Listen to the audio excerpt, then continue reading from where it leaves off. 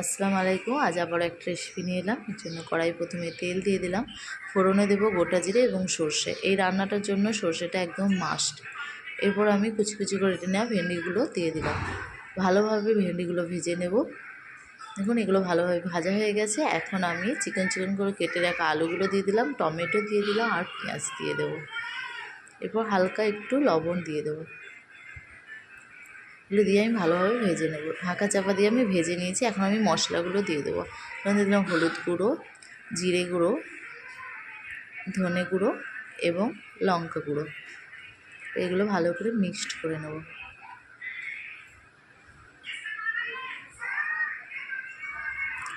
এটা হচ্ছে এই রান্নার জন্য সবথেকে স্পেশাল মশলা, এটা অবশ্যই ব্যবহার করবেন। আর হালকা একটু পানি দিয়ে দিলাম যাতে না নিচে ধরে যায়। যেমন ঝোল খাবেন